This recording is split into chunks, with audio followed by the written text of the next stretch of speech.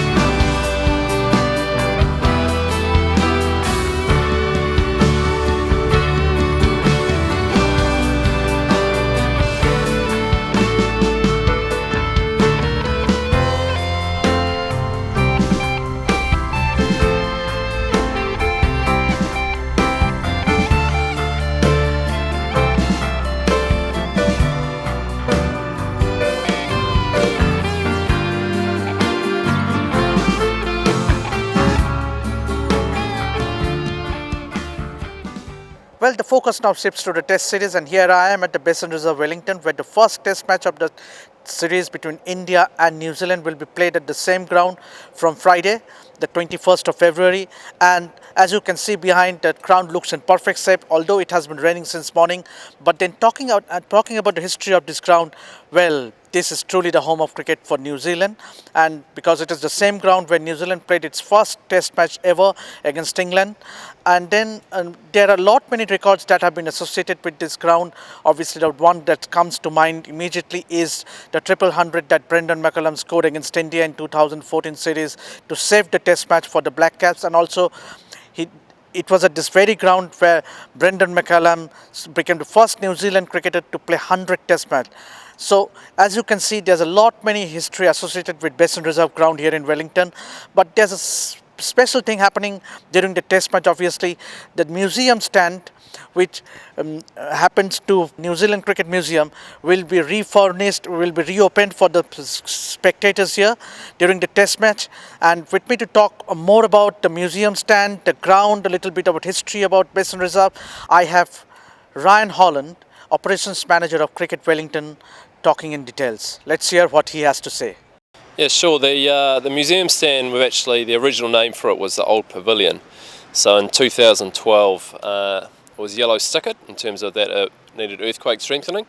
So it had a certain rating, which basically meant that we couldn't sit people in it. So from just before the South African Test in March 2012, it was closed to the public, as in you weren't able to sit in it.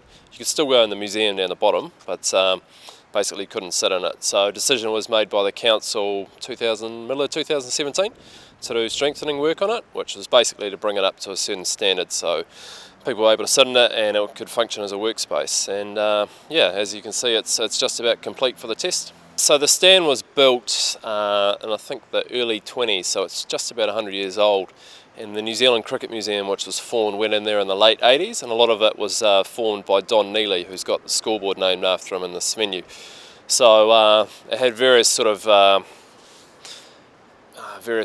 versions of the museum stand were in there in terms of what it had, but it's sort of the last, probably from about 2013 onwards, the curator was Jamie Bell, and he certainly brought it sort of a lot more into the modern sort of times in terms of what it had.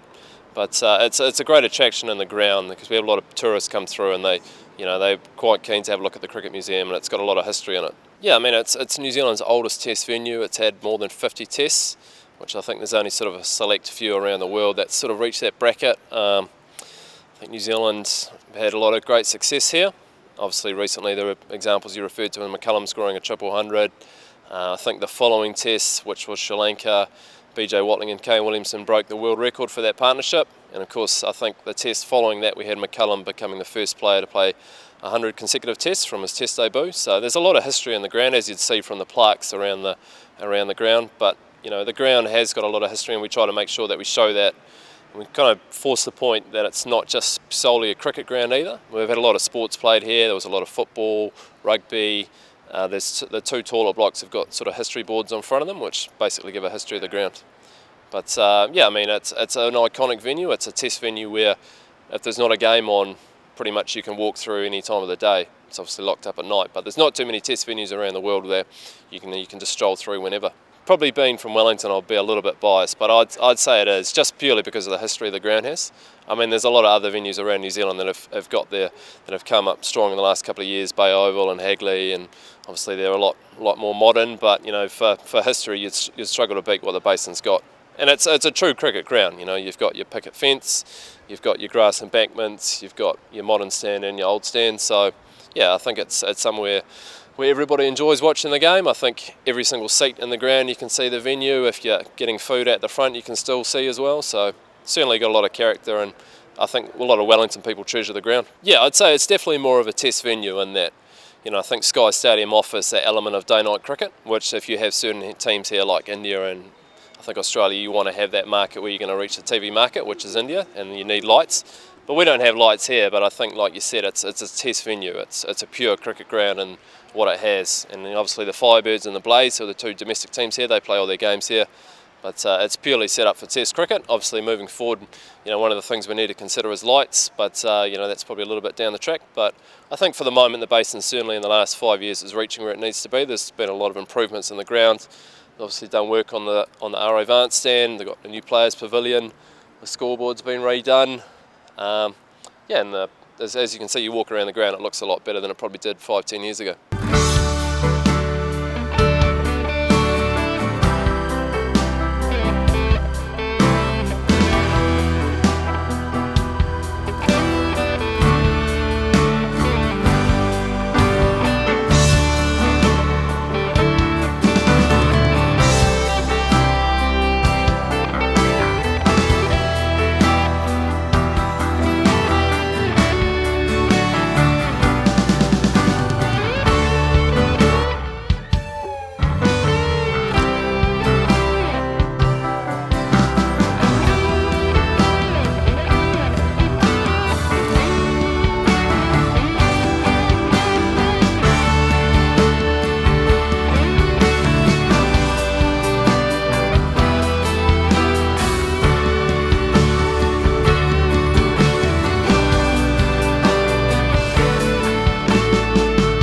Deposition from Basin Reserve ground in Wellington for extra time.